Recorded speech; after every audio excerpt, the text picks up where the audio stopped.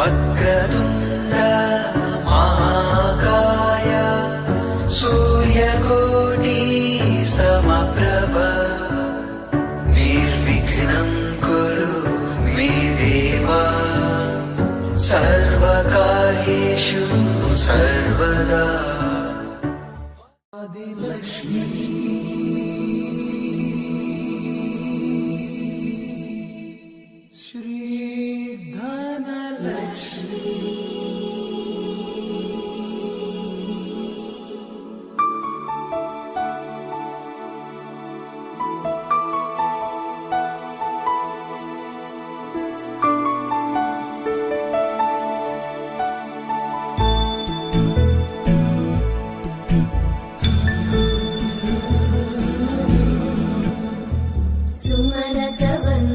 सुन्दरि माधवी चन्द्र सहोदरि हेममयी मुनिगणवन्दित मोक्षप्रदायिनि मञ्जुळवासिनि वेदनुते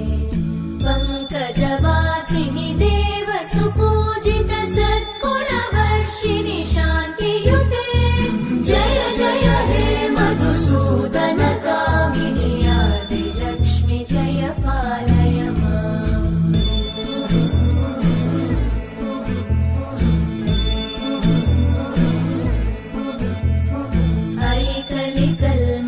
नाशिनि कामिनि वैदिकरूपिणि वेदमये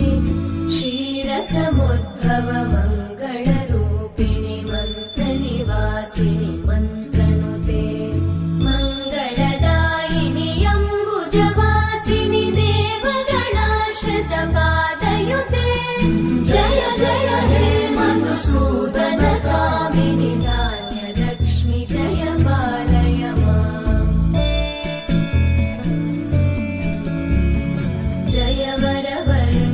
वैष्णवि भागवि मन्त्रस्वरूपिणि मन्त्रमये सुरगणपूजित शीघ्रफलप्रद ज्ञानविकासिनि शास्त्रनुते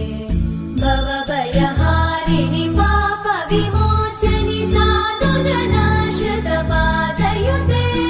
जय जय हे मधुसूदन कामिनि धैर्यलक्ष्मि जय पालय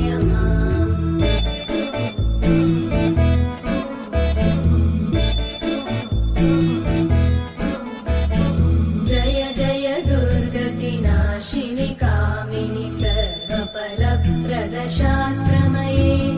रथगजतुरगपदादि समानुत परिजनमण्डित लोकनुते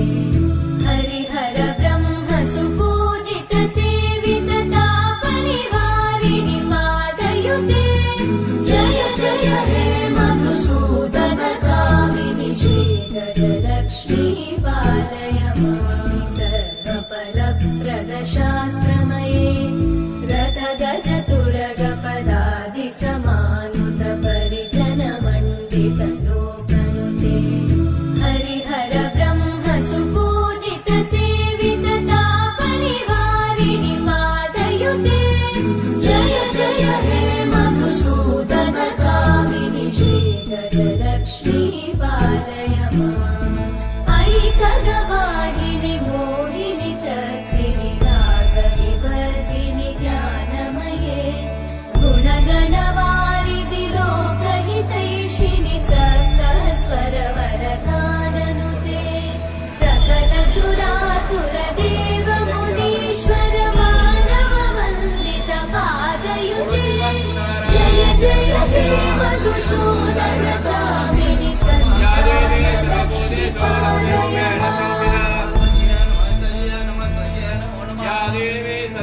जय कमलासनि सद्गतिदायिनि ज्ञानविकासिनि गानमये अनुदिनमर्चित कुङ्कुमधूसरभूषित वासित मादिनुते कनकधरा स्तुति वैभव वन्दित शङ्कर देशि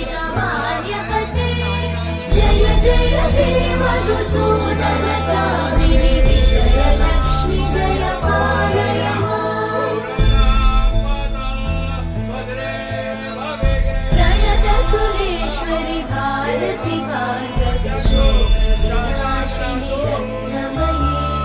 मणिमय भूषित कर्णविभूषण शान्ति समावृत हास्यमुखे नवनिधिदायिनि कलिमलहारिणि काम्यफलप्रद हस्तयुते जय जय हे मधुसूदन कामिनि विद्या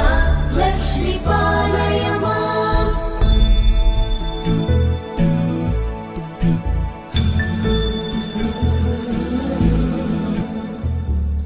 सुमनसवन्दित सुन्दरि माधवि चन्द्र सहोदरि हेममयि मुनिगणवन्दित मोक्षप्रदायिनि मञ्जुळवासिनि वेदनुते पङ्कजवासिनि देव सुपूजित सद्गुणवर्षिणि शान्तियुते जय जय हे मधुसूदन कामिनि आदिलक्ष्मि जय